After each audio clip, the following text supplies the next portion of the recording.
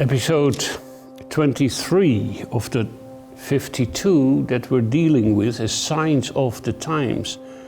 And this episode is 2/3.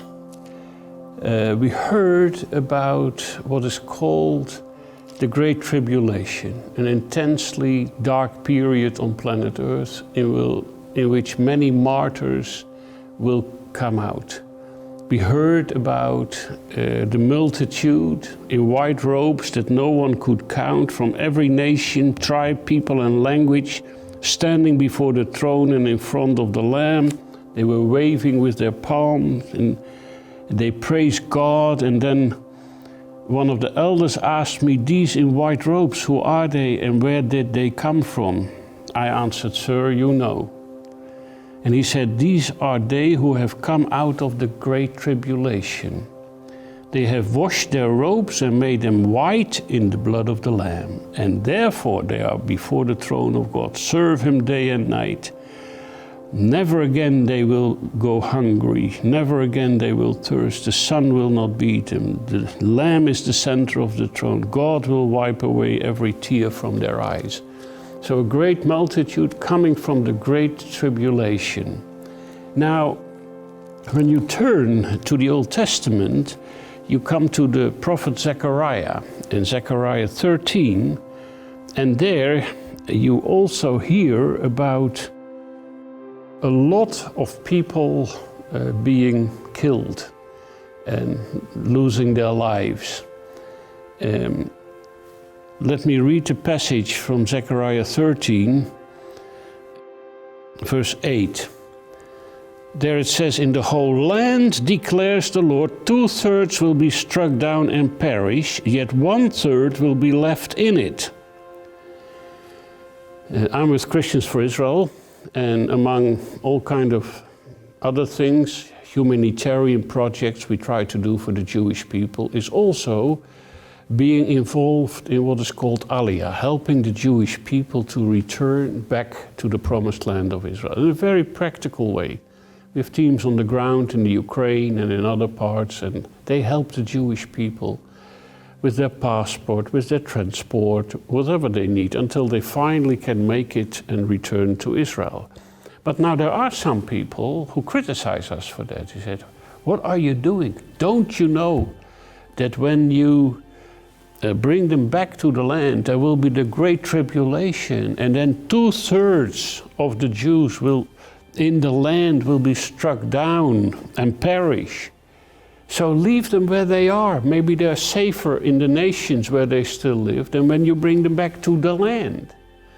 So explain. Well, it is important to understand this passage very clearly. In the Hebrew, because it's a wrong translation, the verse says something else.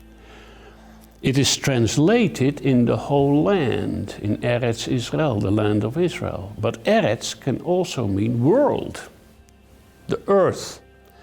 Now, when a few verses later, in chapter 14, there you read in verse 9, "The Lord will be king over the whole world, over the whole earth.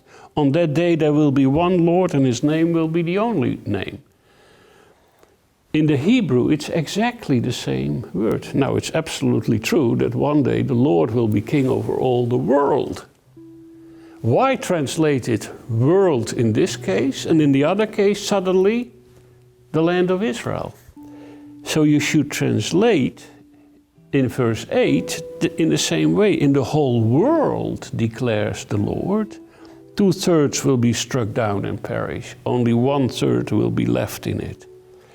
When you count all the Jews that were murdered and killed and persecuted over the centuries in the last 2,000 years, including the great climax of 6 million Jews being murdered in the concentration camps and the gas chambers of Nazi Germany, then you understand 2/3 over the centuries have been murdered and killed. There's only 1/3 left in the world.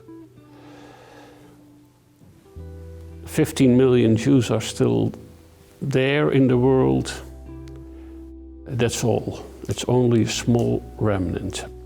Now, when you read the whole passage, it's even a short history of salvation. It starts with verse 7. Awake, O sword, against my shepherd, against the man who is close to me, declares the Lord Almighty. Strike the shepherd, and the sheep will be scattered, and I will even turn against the little ones. So first the shepherd is killed. Who's the shepherd? It's the good shepherd, it's Jesus. So he's first killed. Then the sheep are scattered, the Jews are scattered around the world, and are murdered and killed and despised, and in Auschwitz, I think, 1.5 million children, the little ones, only because they were Jewish. Next verse, in the whole earth, declares the Lord, 2/3 will be killed, and only 1/3 will be left. What will happen to that 1/3? This third I will bring into the fire. I will refine them like silver, and will test them like gold. Put them in the fire, not for destruction, but like you have gold with all kind of bad things in it, but when you heat it up, these bad things come to the surface, you can take it off, and you have the pure gold left. So there will be the fire of testing, but not of destruction. That is behind us. The 2/3 have been wiped out. 1/3 is left. That 1/3 will be refined. They will call on my name, and I will answer them.